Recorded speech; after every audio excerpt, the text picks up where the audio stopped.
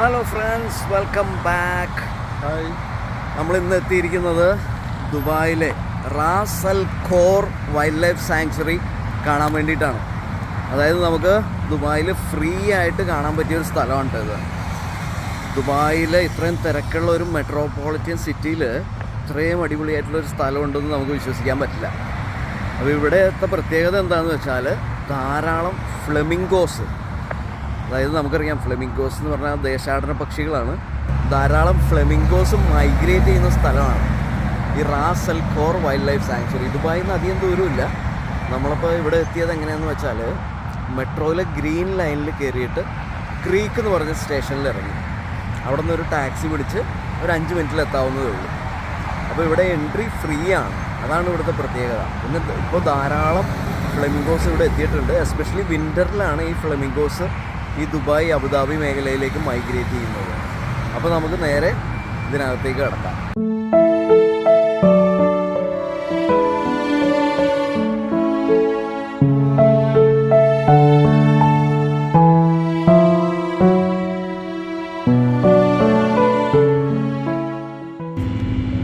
നമ്മൾ ഈ നടന്നു പോകുന്നതിൻ്റെ 2 വശത്തുമായിട്ട് ഈ ഹസാർഡ് ടേപ്പ് കെട്ടി വെച്ചേക്കുന്നതുണ്ടോ?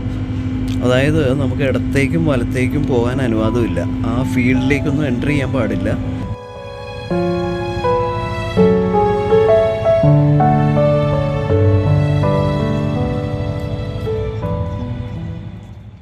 നമുക്ക് ഈ നേരെ കാണുന്ന വഴിയിലൂടെ വേണം മുന്നിലേക്ക് പോകാൻ. അവിടെയാണ് ഈ ഫ്ലെമിംഗോസിനെ കാണാൻ സാധിക്കുക.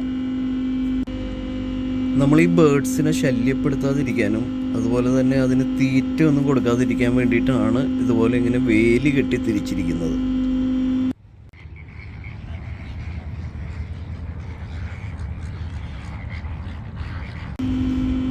ഈ വഴി അവസാനിക്കുന്നിടത്തായിട്ട് ഫ്ലെമിംഗോ ഹൈഡ് എന്ന പേരിൽ ഒബ്സർവേഷൻ പോയിന്റുകളുണ്ട്. ഇവിടെ ഇരുന്ന് മാത്രമാണ് നമുക്ക് ഈ ഫ്ലെമിംഗോസിനെ കാണാൻ സാധിക്കുക. 3 ഫ്ലെമിംഗോ ഹൈറ്റ്സ് ഉണ്ട് ഇവിടെ, പക്ഷേ ഈ നമ്പർ 2-ൽ മാത്രമേ ഇപ്പോൾ എൻട്രി ഉള്ളൂ.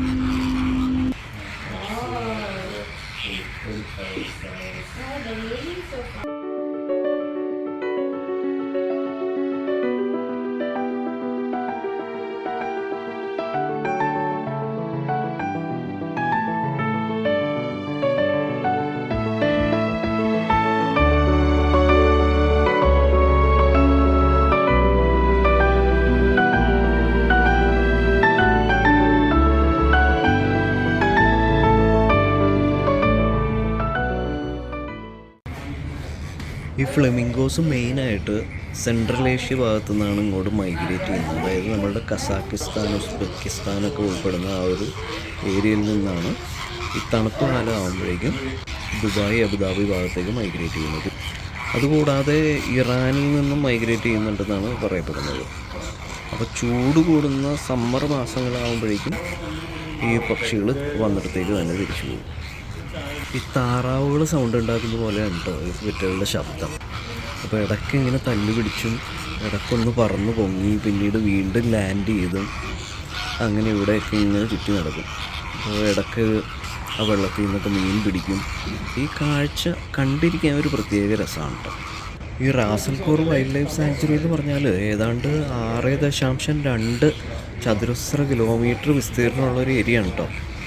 ഇവിടെ മെയിനായിട്ട് ഇതുപോലെ കണ്ടൽക്കാടുകൾ, ചതുപ്പ് നിലങ്ങൾ, പിന്നെ ഉപ്പുപാടങ്ങൾ, ലഗൂൺസ് അങ്ങനെയൊക്കെയാണ് ഉള്ളത്. പിന്നെ ഈ ഒബ്സർവേഷൻ പോയിന്റിൽ നല്ല പവർഫുള്ളായിട്ടുള്ള ബൈനോക്കുലേഴ്സ് കൊടുത്തിട്ടുണ്ട് കേട്ടോ. ഇതിലൂടെ നോക്കിയാൽ നല്ല ക്ലിയർ ആയിട്ട് ഈ ഫ്ലെമിംഗോസിനെയൊക്കെ അടുത്ത് കാണാൻ നമുക്ക്.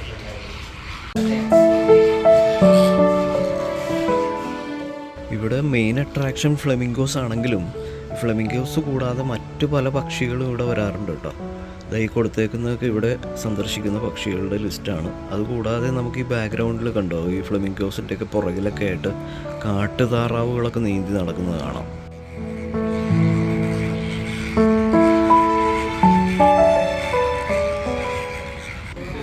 ഈ സ്ഥലത്തിൻ്റെ ഏറ്റവും വലിയ പ്ലസ് പോയിൻ്റ് എന്താണെന്ന് വെച്ചാൽ ഇത് ദുബായ് സിറ്റിക്ക് വളരെ അടുത്താണ്. പിന്നെ എൻട്രി ഫ്രീ ആണ്. അപ്പോൾ ഇവിടെ ഞങ്ങൾ എത്തുമ്പോൾ തിരക്ക് കുറവായിരുന്നു കേട്ടോ. ഞങ്ങൾ രാവിലെ 10 മണിയായപ്പോഴാണ് എത്തിയത്. അപ്പോൾ തിരക്ക് കുറവായിരുന്നു. അപ്പം പലരും ദുബായിൽ ഫേമസ് ആയിട്ടുള്ള കാശ് കൊടുത്ത് കാണുന്ന സ്ഥലങ്ങളിലേക്കാണ് മെയിനായിട്ട് പോകുന്നത്. അപ്പോൾ ഇവിടെ വന്നാൽ ഒരു വെറൈറ്റി ആയിട്ടുള്ള ഒരു എക്സ്പീരിയൻസ് ആയിരിക്കും, ഒരു വേറിട്ട അട്രാക്ഷനാണത്. ഇവിടുത്തെ എൻട്രി ടൈം എന്ന് പറഞ്ഞാൽ രാവിലെ 7:30 തൊട്ട് വൈകിട്ട് 5:30 വരെയാണ്. പിന്നെ ഞങ്ങൾ അന്വേഷിച്ചപ്പോൾ അറിയാൻ കഴിഞ്ഞത് രാവിലെ ഒരു 11-11:30 ആകുമ്പോഴേക്കും ഇവരിതിന് തീറ്റ കൊടുക്കും.